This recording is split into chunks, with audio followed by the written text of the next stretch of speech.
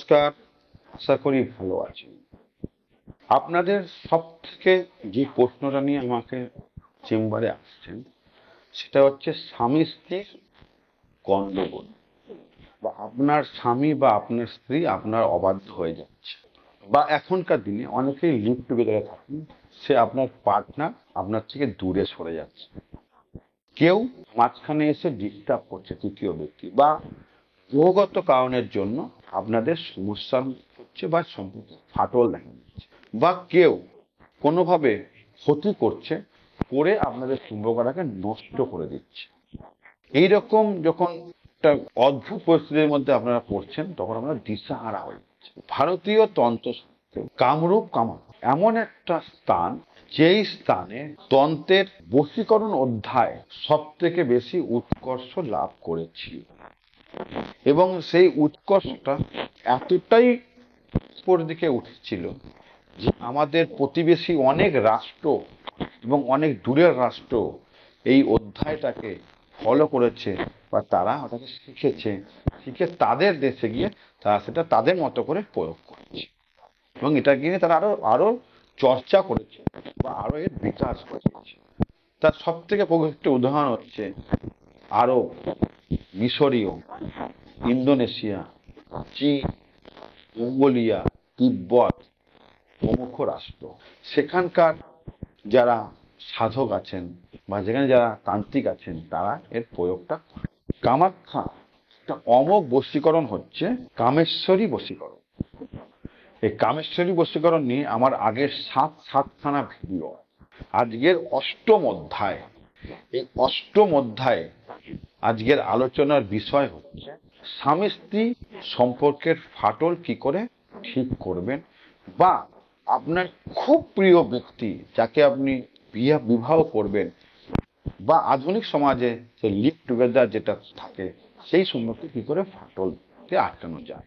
কিন্তু অবশ্যই আমি আবার বলে দিচ্ছি, এই বশীকরণটা কিন্তু এই সম্পর্কগুলো ছাড়া অন্য কারোর উপরে প্রয়োগ করতে যাবেন না, বা তৃতীয় ব্যক্তির উপর একদমই না, বা পরস্ত্রী পরনারীর উপর একদমই না। কারণ এই বশীকরণ আপনার কিন্তু নিজের লোক ছাড়া অন্য কারো প্রয়োগ করলে অনেক ক্ষতি হতে পারে। যারা আমার চ্যানেলটিকে আজ প্রথম দেখছেন, যদি অবশ্যই ভালো লাগে তাহলে কিন্তু চ্যানেলটাকে সাবস্ক্রাইব করবেন, বেল আইকন ক্লিক করবেন, এবং অল বোতামটিকে অবশ্যই ক্লিক করবেন। যারা ফেসবুক দেখছেন তারা অবশ্যই পেজটাকে লাইক করবেন এবং শেয়ার করবেন।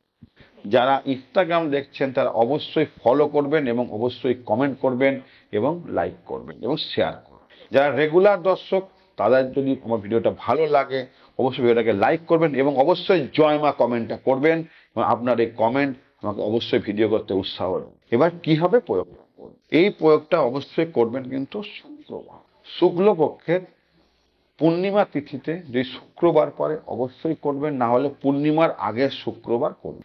কখন করবেন? একদম ভোরবেলা করবেন, পুরো ভোরবেলা। ভোরবেলা কোন সময়? 3:30 থেকে 5টার মধ্যে, ব্রহ্ম সময়ের মধ্যে আপনি কিন্তু এইটা প্রয়োগটা করবেন। কিভাবে করবেন? ছোট্ট একটা গ্লাস নেবেন, তামার, পেতল বা কাঁসার গ্লাস হলে ভালো হয়। স্টিল বা কাঁচের বা চীনামাটির গ্লাস নেবেন না। তার মধ্যে একটু জল নেবেন, একটু জল, জলের মধ্যে একদম 1 ফোঁটা একটুখানি নুন দেবেন, যে নুন আপনারা ঘরে ইউজ করেন সেই নুন দেবেন। নুন দিয়ে এক হাতে আপনার মনে মানুষের ফটো নেবেন, হাতে মানুষের ফটো নেবেন, সেটা আপনার মোবাইলে ফটো হলেও হবে, তো মোবাইলে ফটো হলেও হবে, কোনো অসুবিধা নেই। এক হাতে ফটো নেবেন, এই মোবাইল নেবেন, এবং ঠিক এইভাবে এই মুদ্রায়, এই মুদ্রাতে আপনি ফটোর ঠিক কপালের মধ্যে হাতটা রাখবেন, রেখে এই মন্ত্রটা বলবেন, ওং নমঃ কামাক্ষিনী কামাক্ষায় কুরু কুরু ওং লং রিং, তার নাম মম বসং কুরু সোহা রিং হুং ফট। এই মন্ত্রটা একবার করে বলবেন, এবং ঠিক এইখানটা ফু দেবেন, ঠিক এই জায়গায় ফু দেবেন, এবং তারপরের ফুটা দেবেন জলের মধ্যে, কিন্তু হাতটা এখানেই থাকবে, জলের মধ্যে দেবেন। একবার হলো, আবার মন্ত্র করবেন, আবার ঠিক ওইভাবে হাত রাখবেন রেখে ওখানে ফু দেবেন একবার, এবার জলের মধ্যে ফু দেবেন। এইভাবে 308 বার মন্ত্র করবেন এবং 308 বার ফু দেবেন। দেওয়া হয়ে গেলে ওই জলটা 7 দিন, জলটাকে 7 ভাগ করবেন, করে প্রতিদিন একবার করে তাকে ওটা খাওয়াবেন। ঠিক 7 দিনে ওটাকে শেষ করবেন। তারপর থেকে দেখবেন কিরম ভাবে ফল পান এবং কি হবে সে আপনার সঙ্গে আবার আগের মতো ব্যবহার করে এবং তার অন্যদিকে মন সে আবার আপনার দিকে চলে আসবে। এবং যদি কেউ গ্রহগতভাবে ডিস্টার্ব করে বা কেউ অন্যভাবে ডিস্টার্ব করে, সেটাও আস্তে আস্তে করে প্রশমিত হয়ে যায় এবং আপনার মনে মানুষ আবার আপনার হয়ে যায়। করে দেখুন, পরীক্ষিত সত্য, অবশ্যই ফল পাবেন। ফল পাওয়ার পর অবশ্যই আমাকে ফোন করে জানাবেন এবং এই ভিডিওটাকে সবার জন্য শেয়ার করে দেবেন এবং অবশ্যই কমেন্টে জয় মা লিখবেন। ভালো থাকবেন। জয় মা।